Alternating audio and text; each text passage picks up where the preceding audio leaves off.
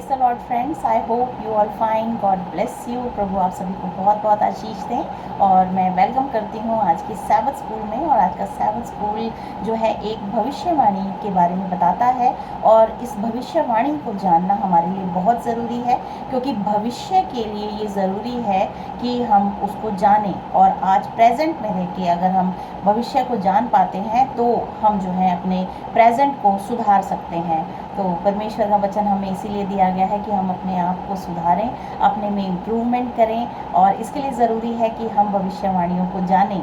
और जैसे कि हम देखते हैं, प्रकाशित वाक्य की किताब है, दानियल है, ये दोनों ही किताबें जो हैं ये रहस्य से भरी हुई हैं। और ये इनमें फ्यूचर है। और परमेश्वर ने जो है अपने लोगों पे जो है भविष्य को प्रकट किया है। और हम जब भविष्य को जानते हैं तो हमारा विश्वास प्रभु यीशु मसीह में और भी स्थिर हो जाता है। तो हम इन किताबों को पढ़ने की हमें ज़रूरत है, जिससे कि हम जान पाएँ कि भविष्य में होने क्या वाला है।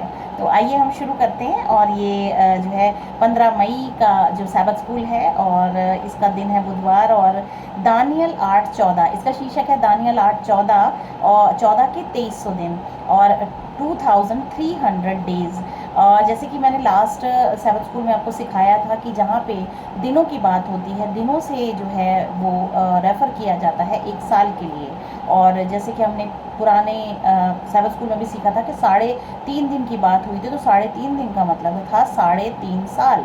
तो जब भी दिनों की बात होती है, ये एक वर्ष को जो है प्रस्तुत करता है। तो यहाँ पे 2300 दिन की बात हो रही है, तो 2300 दिन को हम 2300 साल जो है काउंट करेंगे।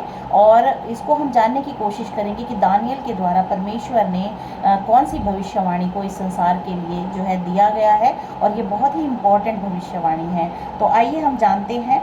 जिस तरह से कि हमने पिछले उसमें पढ़ा था कि विलियम मिलर ने जो है भविष्यवाणियों के प्रतीकों के बारे में बताया था, पानी के बारे में बताया था कि पानी किसको रेफर करता है। और जो जंतु हैं उनको किसके बारे में, जंतु जो हैं वो एक राज्य या फिर राजाओं को प्रस्तुत करते हैं। ऐसे हमने 4-5 चीज़ें डिस्कस की थी। उसी तरह से यहाँ पे जो विलियम मिलर हैं उन्होंने भविष्यवाणी की जो है व्याख्या यहाँ पे करने की कोशिश की है।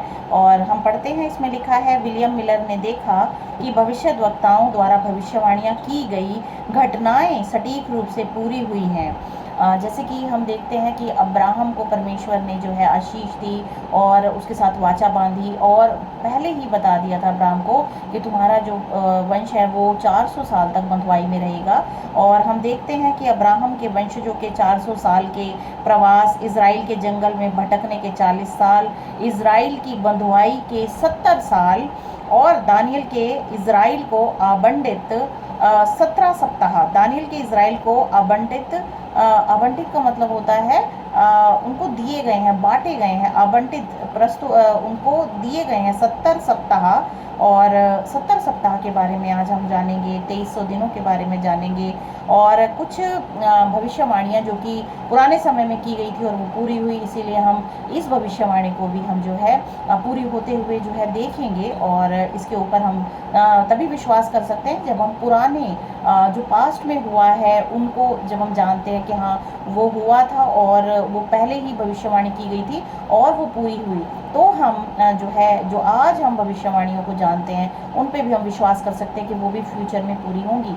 तो यहाँ पे हम कुछ भविष्यवाणियाँ जो कि पुराने नियम में दी गई हैं, तो हम उनको आज जानेंगे। इसमें उत्पत्ति अध्याय 15 की 3 में लिखा है, तब यहोवा ने अब्राहम से कहा, यह निश्चय जान कि तेरे वंश पराए देश में परदेसी होकर रहेंगे और उसके देश के लोगों के दास हो जाएंगे, और वे उनको 400 वर्ष लो दुख देंगे। यहाँ पे हम देखा कि मिस्र में जो है किस तरीके से 400 साल जो है इजरायली जाति जो है बंधुआई में रही और मूसा के द्वारा वहाँ से निकाला गया।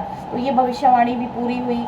और निर्गमन किताब जो है गिनती की किताब नंबर्स 14th चैप्टर एंड 34 वर्ष में लिखा है, जितने दिन तुम उस देश का भेद लेते रहे अर्थात 40 दिन उसकी गिनती के अनुसार दिन पीछे उस वर्ष अर्थात 40 वर्ष तक तुम अपने अधर्म का दंड उठाए रहोगे, तब तुम जान लोगे कि मेरा विरोध क्या है। यहाँ पे हम देखते हैं कि इजरायली जाति जब जंगल से होके जाती है तो वो 40 वर्ष तक वो वहाँ पर ही जो है घूमती रही, और क्योंकि परमेश्वर के विरोध में उन्होंने कार्य किया। तो यहाँ पे परमेश्वर ने पहले ही चिता दिया था, पहले ही चेतावनी दे दी थी, और वो पूरी हुई। 40 वर्ष तक वो जो है वो विल्डरनेस में जो है घूमते रहे। जर्मिया अध्याय 25 उसकी 11वीं वर्ष बताती है, सारी जातियों का यह देश उजाड़ ही उजाड़ होगा, और ये सब जातियां 70 वर्ष तक बाबुल के राजा के अधीन रहेंगी। यहाँ पे जो है बाबुल के राजा जो नबूकदनेस्सर थे उनके अधीन रहेंगी। और इस तरह से हम देखते हैं दानियल 9:24 में भी जो है, तो हम ये समझ पाते हैं कि किस तरीके से जो भविष्यवाणियाँ हैं वो फ्यूचर की प्रोडक्शन है, और जो बाइबल की जो भविष्यवाणियाँ हैं वो हमेशा ही पूरी हुई हैं, पास्ट में भी और फ्यूचर में भी।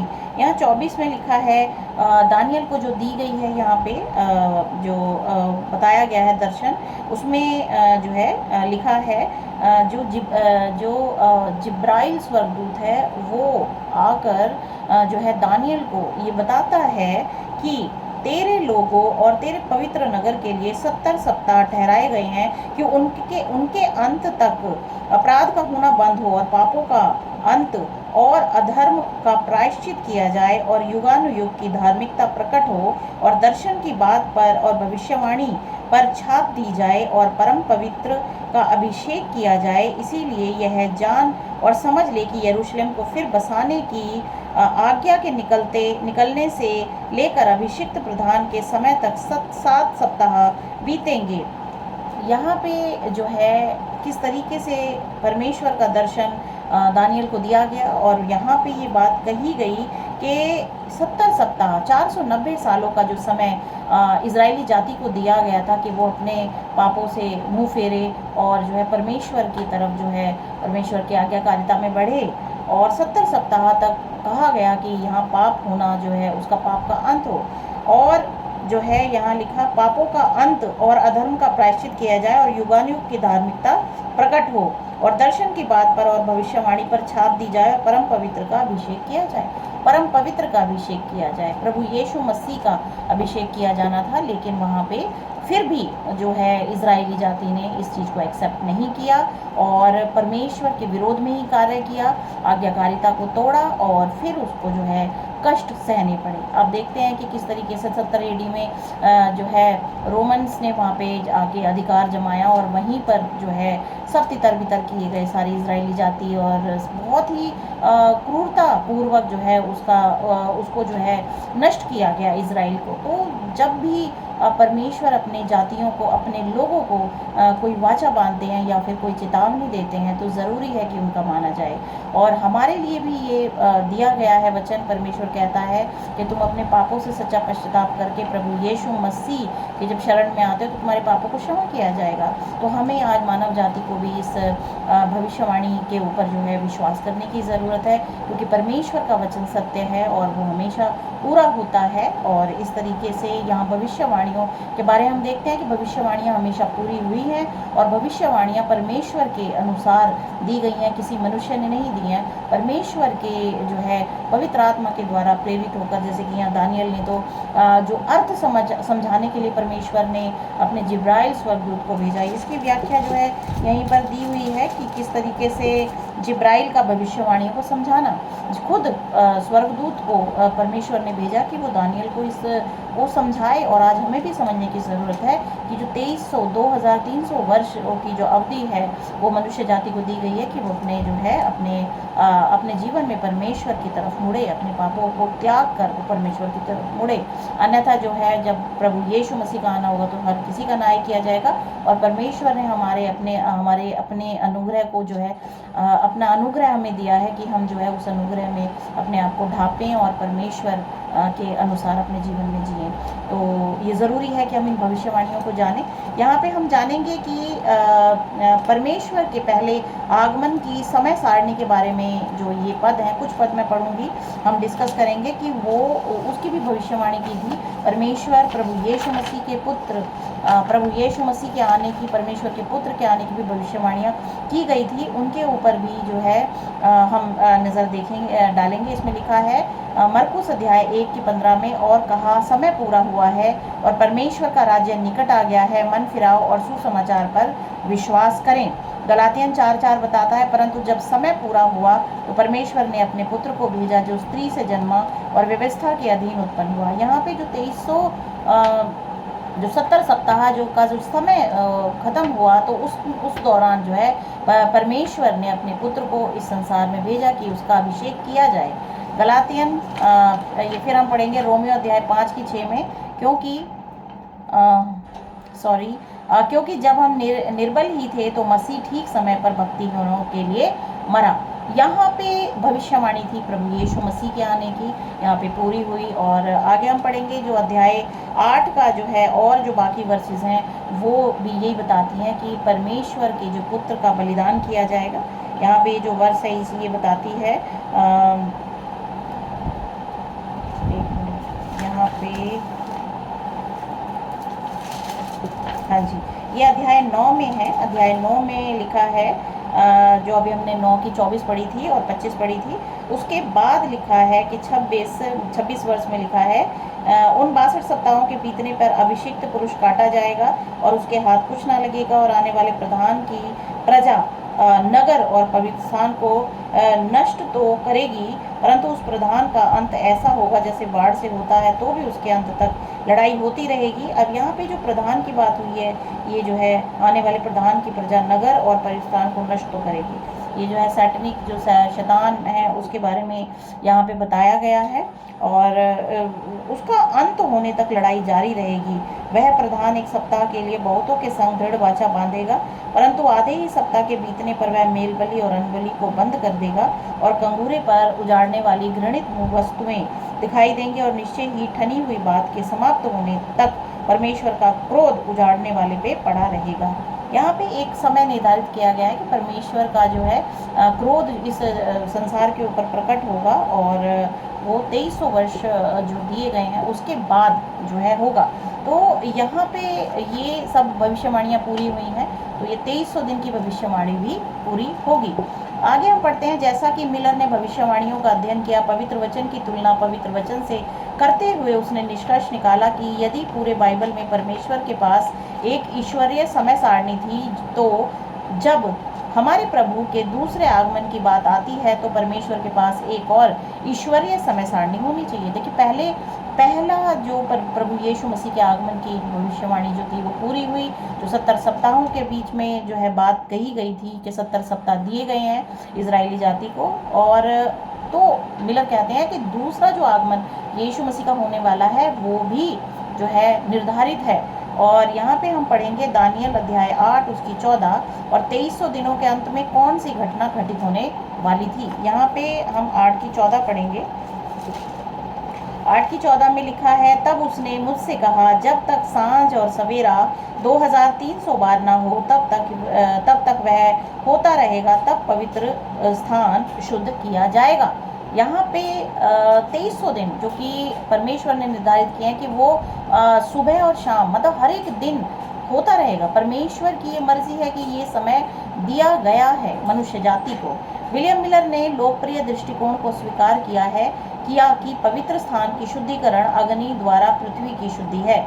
ऐसे अद्भुत महत्व की घटना को समझने के लिए उसने लगन के साथ धर्मशास्त्र का अध्ययन किया। उसने दानियल 8 और 9 के बीच की संबंध की खोज की।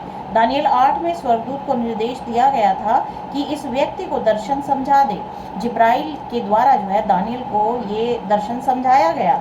एकमात्र भाग 2300 दिन अस्पष्ट रह गया। देखिए दानियल 8:27 में लिखा है, तब मुझ दानियल का बल जाता रहा और मैं कुछ दिन तक बीमार पड़ा रहा। तब मैं उठकर राजा का कामकाज फिर करने लगा, परंतु जो कुछ मैंने देखा था उससे मैं चकित रहा, क्योंकि उसका कोई समझाने वाला ना था। बाद में स्वर्गदूत जिब्राइल स्वर्गदूत दानियल के पास लौटा और घोषणा की, मैं तुम्हें समझने की कुशलता देने के लिए आया हूँ। और यहाँ पे लिखा है कि पर वो प्रार्थना कर रहा था कि परमेश्वर इस भविष्यवाणी को उसे समझाएं, और वो प्रार्थना के बाद जो है स्वर्गदूत को भेजा गया। यहाँ पे आप जब पढ़ेंगे 22:8 ये 9:22 में खुद जिब्राइल स्वर्गदूत कह रहे हैं कि उसने मुझसे कहा, हे दानियल, मैं तुझे बुद्धि और प्रवीणता देने को अभी निकल आया हूँ। जब तू गिड़गिड़ा कर विनती करने लगा तब ही इसकी आज्ञा निकली, इसीलिए मैं तुझे बताने आया हूँ, क्योंकि तू अति प्रिय ठहरा है। इसीलिए उस विषय को समझ ले और दर्शन की बात का अर्थ जान ले।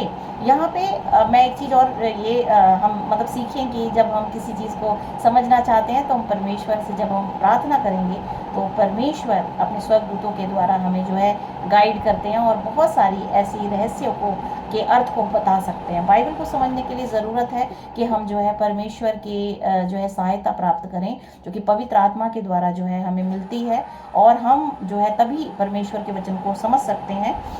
दानियल की 9:22 में यहाँ पे हम देखते हैं तो उसने लिखा है कि किस तरह से बुद्धि और प्रवीणता की बातें देने के लिए, ज्ञान देने के लिए जिब्राइल को स्वर्ग से भेजा गया। और दानियल 9:30 में यही लिखा है कि जब तूने प्रार्थना की तभी। फिर 25 से 27 जो कि हम पढ़ चुके हैं यहाँ पे कि परमेश्वर का क्रोध उजाड़ने वाले पर पड़ा रहेगा। उजाड़ने वाले पर, जो शैतान है उसके ऊपर क्रोध उसका बना रहेगा, लेकिन प्रकट उसका एक निश्चित दिन ही होगा।